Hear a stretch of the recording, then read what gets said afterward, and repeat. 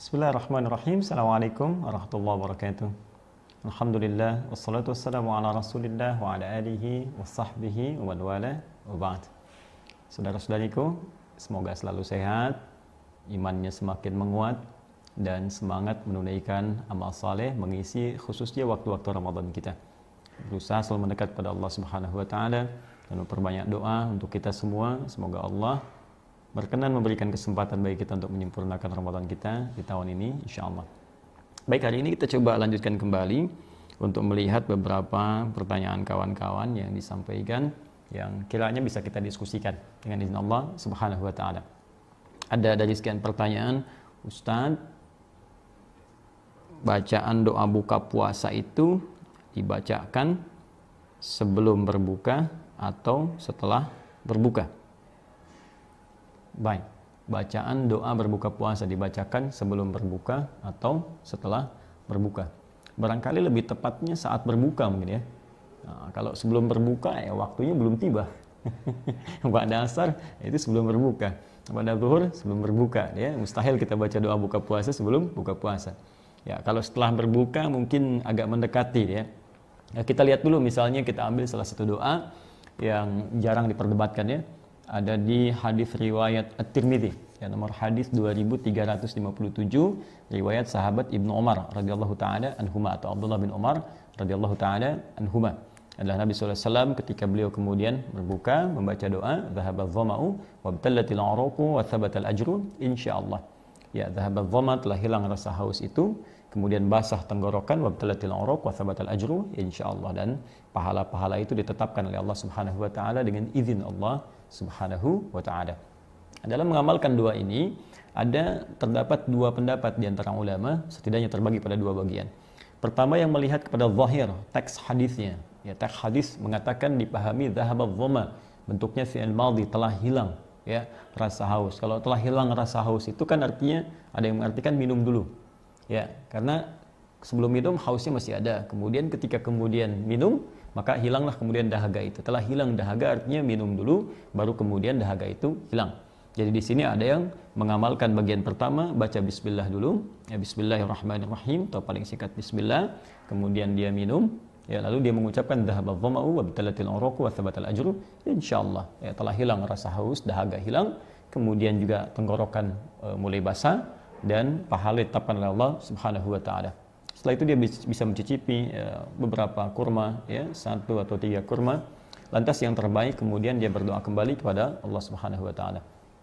Bagian kedua, ada juga yang mengartikan ini maknanya tertuliskan fi'il madhi tapi dipahami dengan konteks mudhari, konteks istiqbal yang akan datang. Mirip kalau kalimat-kalimat di bahasa balaghah itu maknanya i'tibaru ma yakun. Jadi diucapkan dengan kata kana bentuk madhi tapi maknanya mudhari. Seperti di Al-Qur'an, misal inna fatahna laka fatham mubina. Ya, sungguh kami telah bukakan bagimu pembukaan yang besar, ya, dengan penaklukan kota Mekah. Ya, telah kami taklukkan Mekah untukmu. Ya, padahal Mekahnya belum takluk. Nah, ini bahasanya, ungkapannya berbentuk madhi tapi sifat ini bentuknya mudhari. Ya, kalau diartikan di terjemahan, sungguh kami pastikan kepadamu Mekah akan ditaklukkan. Kami akan taklukkan Mekah untukmu.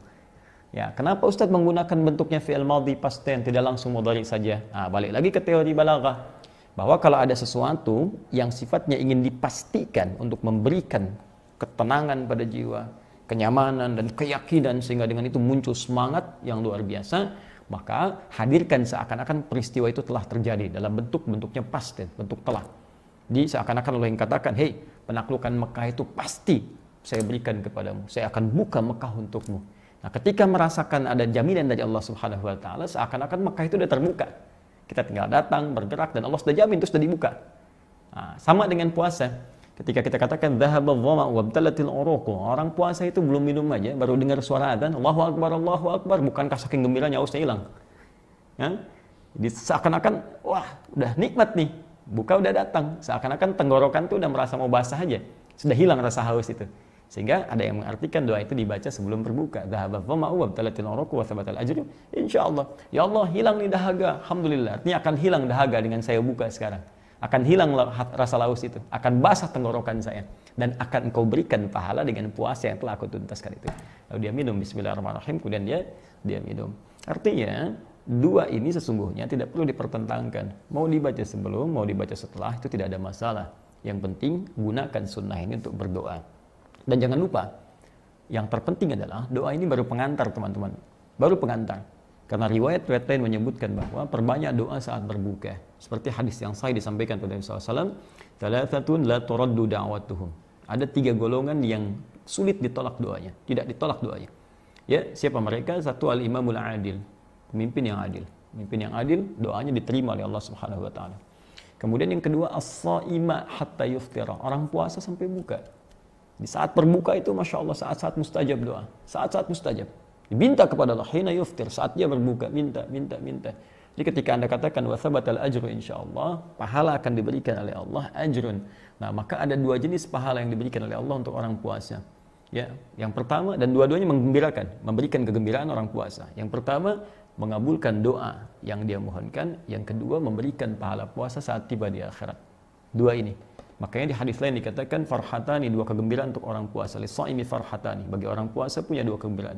Farhatun hina yuftir, ya, yang pertama saat dia berbuka. Kenapa dia berbuka gembira? Salah satunya karena doanya langsung diterima oleh Allah Subhanahu wa taala. Dan yang kedua, ketika dia datang di hari kiamat, Allah berikan pahala-pahala puasa yang melimpah baginya. Karena itu, jangan terjebak dengan persengketaan apakah sebelum buka ataukah setelah kemudian berbuka. Ya, yang penting adalah bacakan doa itu, lalu perbanyak doa minta kepada Allah. Ya Allah, berkahi puasa saya, terima puasa saya. Karena kita tidak tahu apa yang kita lakukan apakah diterima atau tidak oleh Allah. Ya Allah, berkahi keluarga saya, berkahi rezeki saya. Ya Allah, mohon berikan kemuliaan kepada saya. Ya Allah, berikan kemuliaan kepada keluarga-keluarga saya. Nah, ini yang kemudian kita perbanyak untuk memohon kepada Allah Subhanahu wa taala. Ya Allah, untukmu aku berpuasa, mohon terima puasaku. Dan ini rizki ya Allah, Engkau telah berikan padaku, berkahi pada rizki itu. Ya Allah, mohon ampuni dosa-dosaku. Ya Allah, berikan rahmat kepadaku. Minta, dan mohonkan kepada Allah Subhanahu wa taala. Ketika Anda bacakan ini dengan niat ikhlas, semoga itu bagian yang diijabah oleh Allah Subhanahu wa taala. Kalau yang tadi di bahasa Arab kan, bahasa Arabnya Allahumma laka sumtu wa bika amantu wa ala rizkika aftartu. Ya, kurang lebih demikian bahasa Arabnya. Allahu taala a'lam bissawab. Assalamualaikum warahmatullahi wabarakatuh.